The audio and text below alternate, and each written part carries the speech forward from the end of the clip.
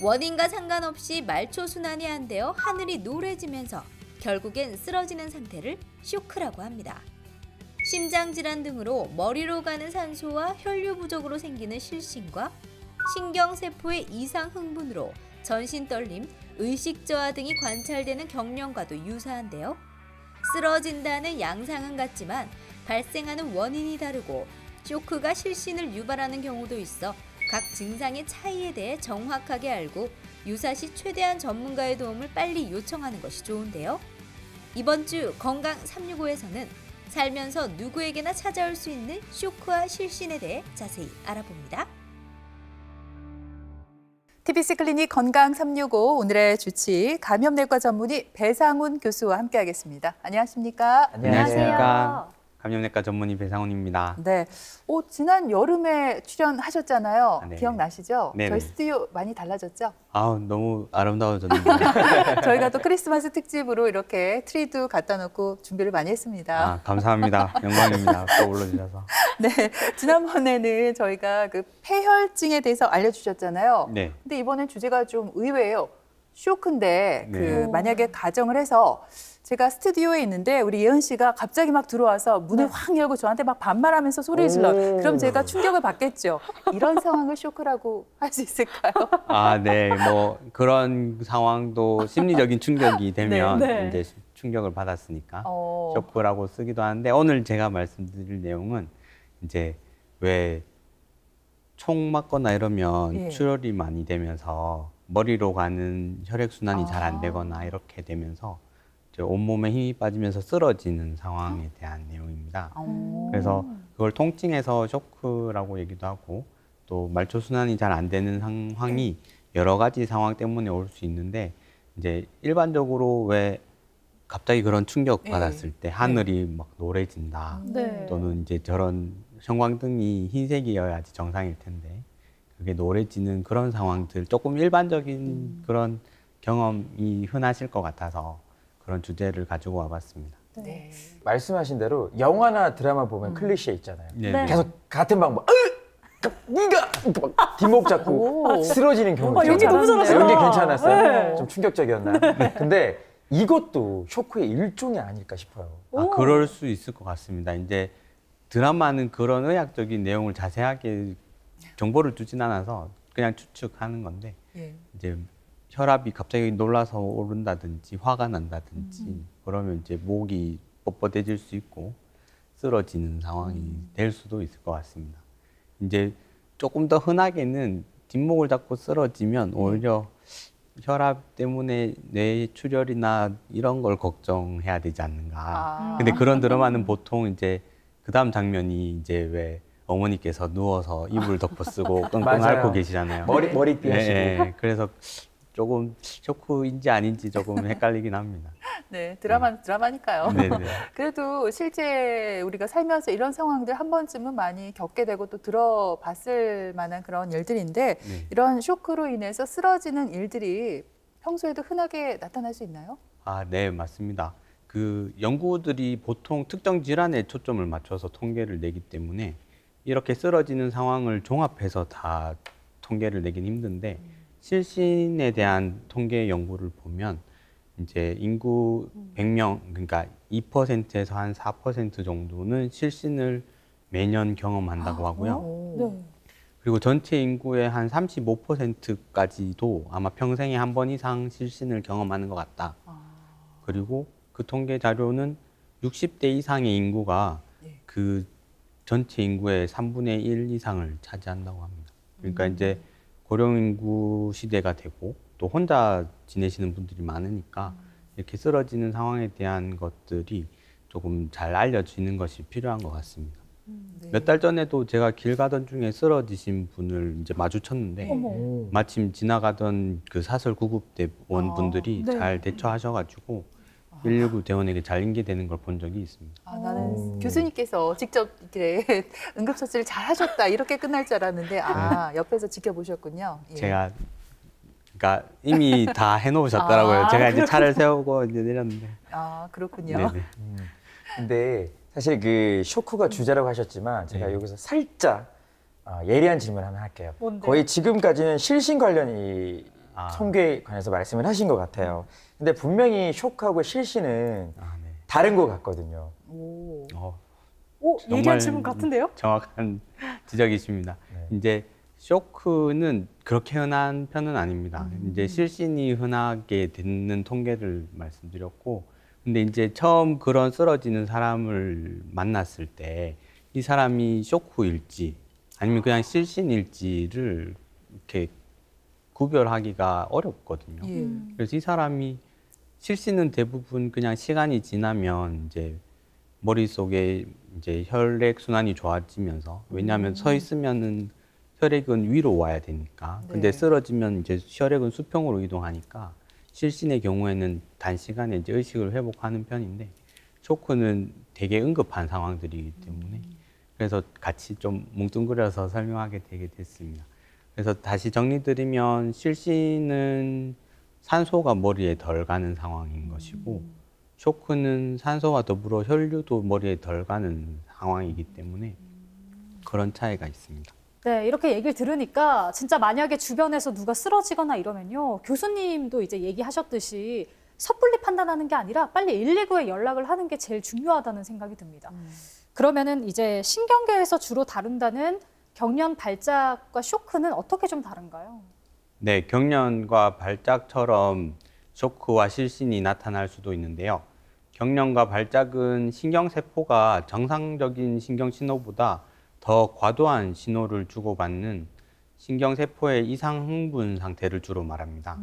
그래서 경련이나 발작은 신경세포가 주고받는 정기적인 신호가 과도하게 주고받는 것이기 때문에 치료도 그런 신경세포의 과흥분 상태를 억제하게 하는 그런 치료가 주가 되고요. 그 쇼크나 실신의 경우에도 이제 그냥 힘 빠져서 쓰러지는 것 외에도 신체 일부가 움직인다든지 또는 경련과 비슷하게 떨림과 같은 전신 떨림이 동반할 수 있기 때문에 헷갈릴 수 있는데요. 그렇지만 그 원인이 다르기 때문에 대처와 치료도 달라지게 됩니다. 네.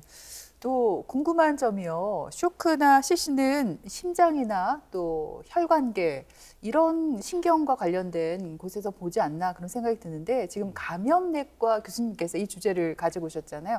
그 이유가 뭘까 궁금합니다. 네, 흔하지는 않지만 쇼크나 실신의 모든 상황이 겹쳐서 오는 경우가 있습니다. 네. 예를 들면 폐혈증이 와서 심장 기능이 저하가 돼서 쇼크가 오기도 하고요. 또 폐혈증이 오면 파종성 혈관 내응고라는 상태가 와서 심장혈관이나 뇌혈관이 막히는 상태가 생기기도 합니다. 거꾸로 뇌경색이나 심근경색이 먼저 확인되어서 치료하다가 폐혈증이 발견되는 경우도 있습니다. 또 심장에 균이 붙어서 자라는 심내막염의 경우에 심장 판막에 균 덩어리가 이제 자라면서 심장 박동과 같은 움직임에 균 덩어리가 떨어져 나가면 뇌경색을 일으키는 상황도 생기거든요. 그래서 이런 저희과뿐만 아니라 신경과, 신경외과, 심장혈관흉부외과, 심장내과 등 다양한 분야에서 여러 전문가들이 함께 경험하는 상황이 되겠습니다. 근데 그러고 보면 이 감염내과 질환들 중에 응급한 상황들이 참 많은 것 같아요. 저는 궁금한 게 실제로 응급실 오는 분들 중에 실신이나 쇼크 때문에 오는 분들이 많습니까? 네, 덜어 있습니다. 제가 응급실 근무 중에 한 에피소드가 기억나는데요. 이제 인계해 봤던 중에 알게 된 상황인데, 이제 할아버지께서 쓰러지셔서 돌아가신 거예요. 어머. 근데 그분이 쓰러지시게 된 계기가 그분의 가족이 일단 먼저 쓰러지셨던 거예요. 네. 그래서 동시에 응급 환자가 2명 발생하니까 네. 119 구급대원이 이제 이 할아버지는 제가 근무하는 병원에 이제 이송해 왔고, 이제 먼저 쓰러지신 가족분은 다른 병원에 이송한 상황이었는데, 이제 정작 먼저 쓰러지신 분은 실신이어서 아무 문제 없이 그냥 퇴원할 수 있는 상황이 되었는데, 네. 할아버지께서는 너무 놀라셔서 어떡해. 심장마비로 돌아가시는 상황이었던 거죠. 예. 혹시 그런 쓰러지시거나 쓰러지려고 하는 분을 마주하시게 되면 네. 어떻게 대응하실 건가요? 일단 의식이 있는지를 확인하는 것도 중요하지만 무조건 119를 일단 전화를 해야 될 것 같은데요. 아니 근데 심폐소생술 이렇게 왜 하는 것도 배우긴 했지만 그래도 이게 먼저 철원아 철원아! 정신 들어? 철원아! 좀 정신 들어요. 의식을 찾는 게 먼저인 거 아니에요? 네, 맞습니다. 그래서 심폐소생술에서 처음 접근을 보통 ABC라고 합니다. 그래서 쓰러진 사람에게 가서 이제 A, 즉 이제 의식이 깨어 있는지 영어로 alertness라고 하는데 그걸 확인하고 또 의식이 없는 상황이면 B를 확인하게 됩니다. B는 숨을 쉬고 있는지를 확인하는 영어 단어 breathing에서 온 것이고요.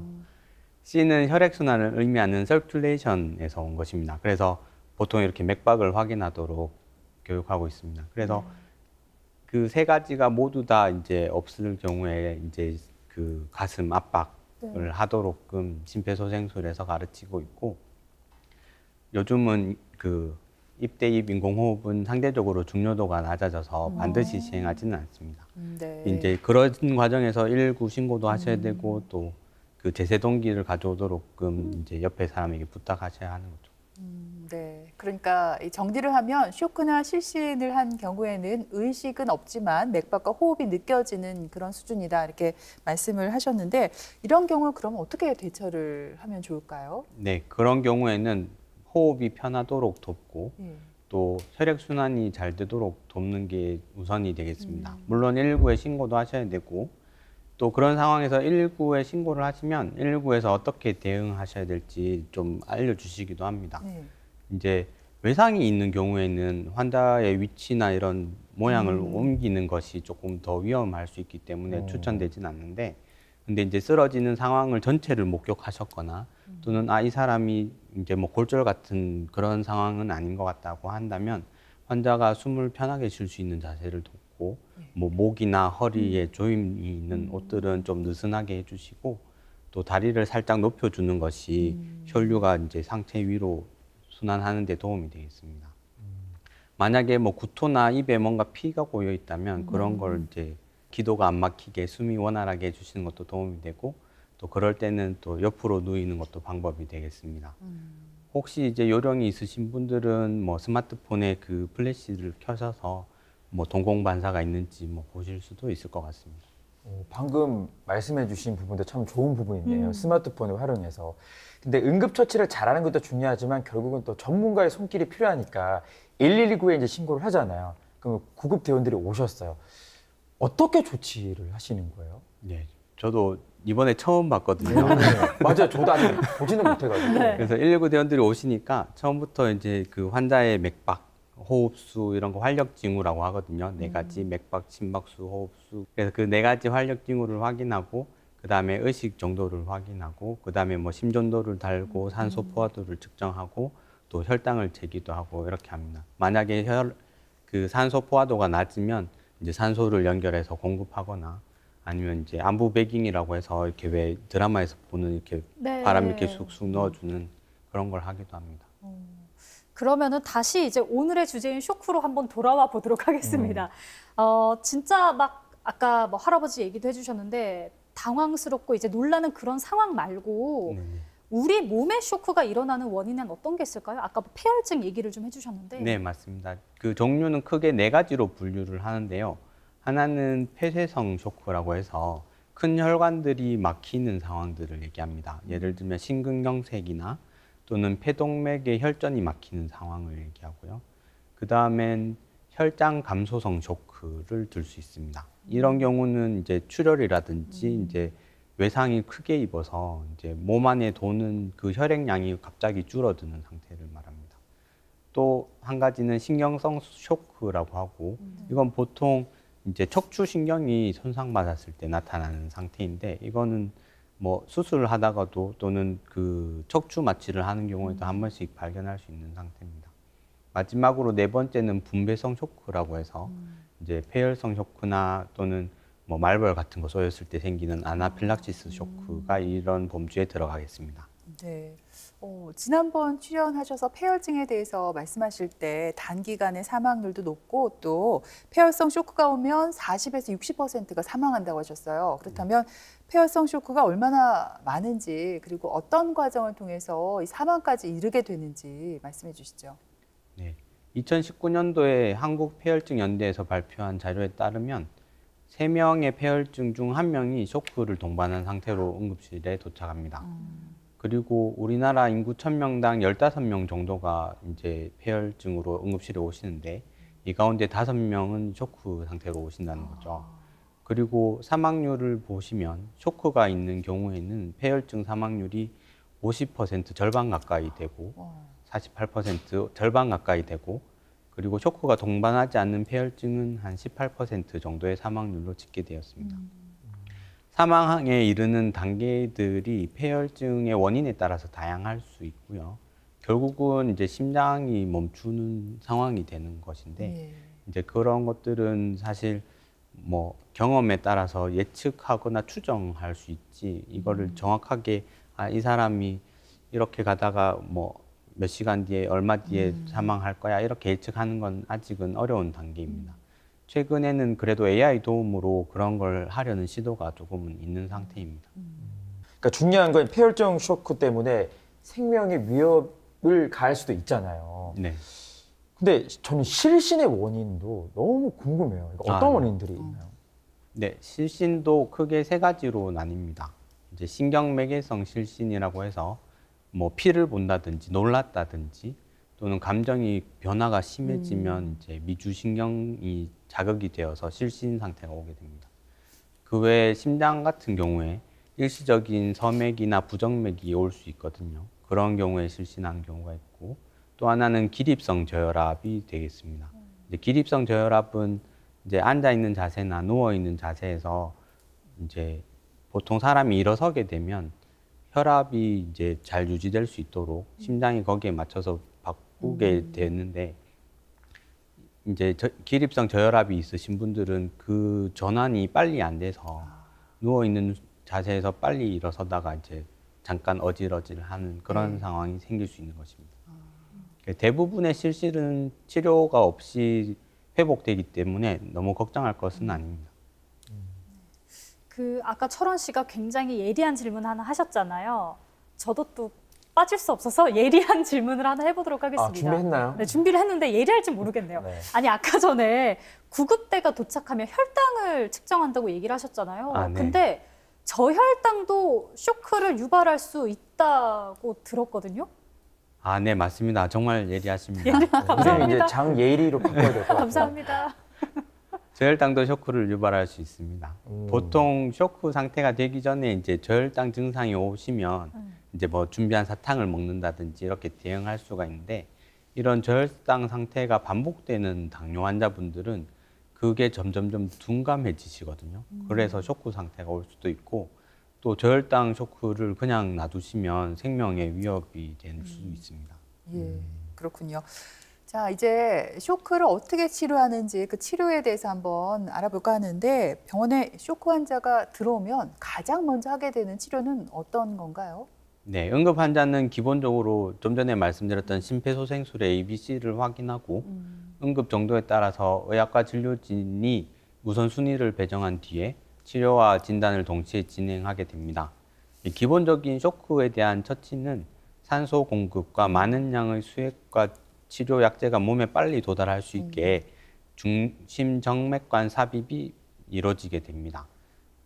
이런 중심정맥관은 이제 심장 가까이 있는 혈관을 얘기하거든요. 그래서 쇄골 밑이나 이제 목에 있는 혈관을 통해서 관을 넣게 되는데 이런 시술은 그렇게 막 어려운 시술은 아니고요. 네, 대신에 이제 필요한 약이랑 필요한 수액을 빨리 몸에 넣기 위한 방편이 되겠습니다. 그냥 우리가 보통 링거라고 하는 그런 정맥 수액은 관이 좁아서 많은 수액을 한꺼번에 줄 수가 없기 때문에 이런 관을 사용하게 됩니다. 네, 그리고 원인에 따라서 또 다른 처치가 필요하겠습니다.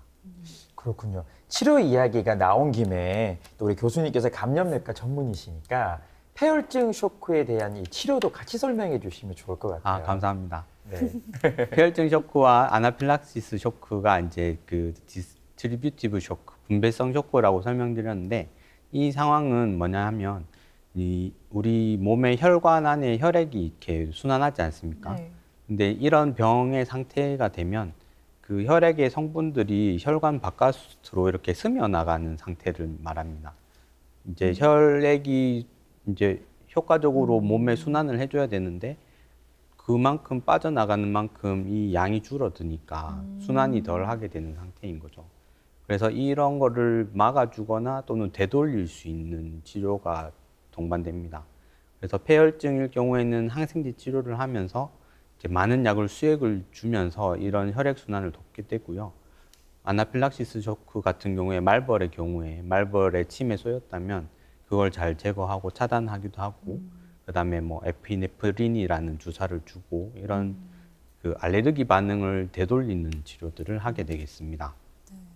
쇼크 원인에 따라서 이제 치료법이 나눠져 있는데 그럼 앞에서 말씀해 주셨던 뭐 혈관이 막히거나 출혈로 생기는 쇼크도 있잖아요. 이에 대한 치료 방법도 좀 얘기를 해주세요. 예, 다른 종류들은 내과적인 게 아니어서 제가 전문적이진 않지만 간략하게 설명드리겠습니다.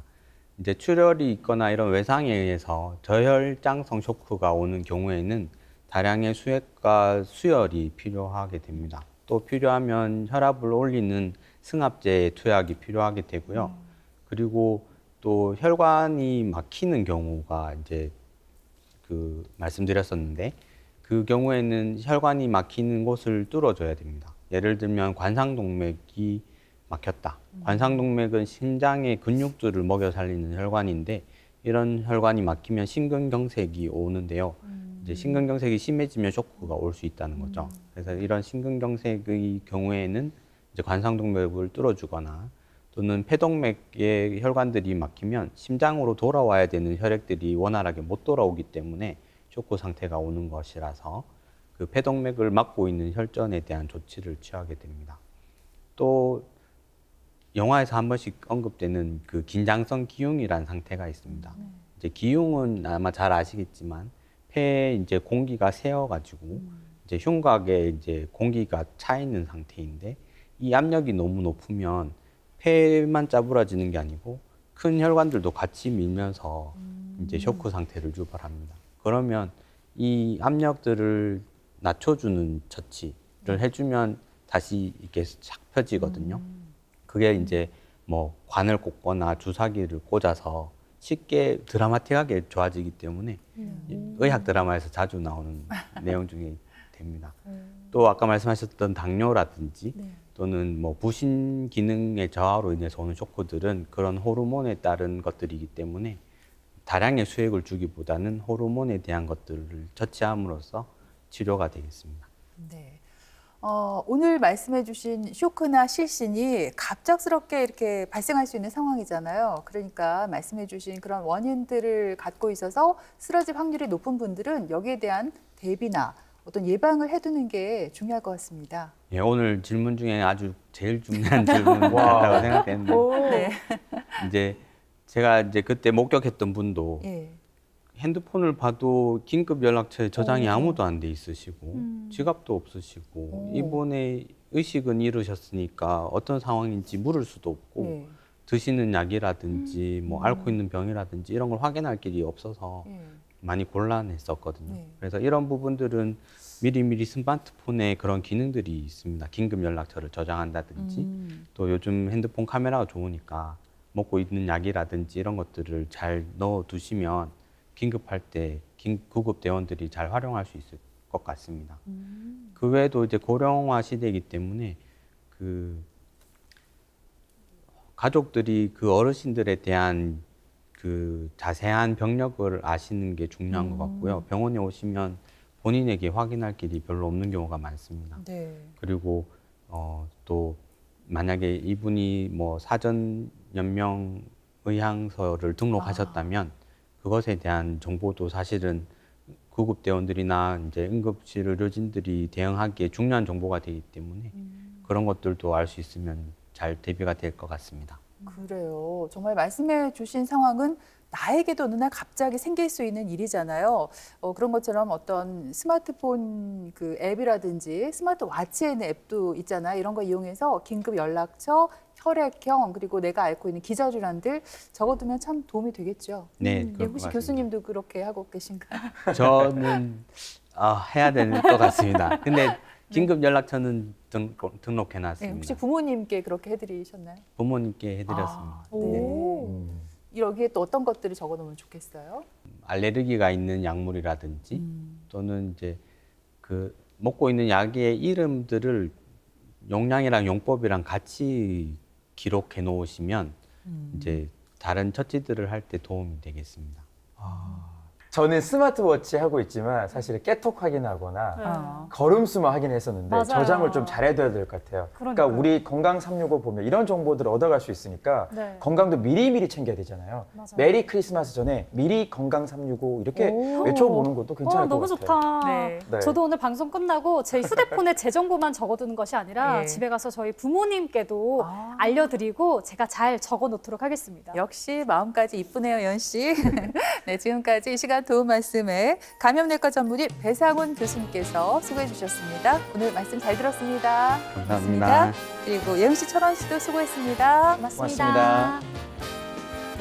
TBC 클리닉 건강 365 저희는 다음 주 이 시간에 다시 오겠습니다. 고맙습니다. Christmas is coming, the snowflakes will be falling. It's the most wonderful time of year.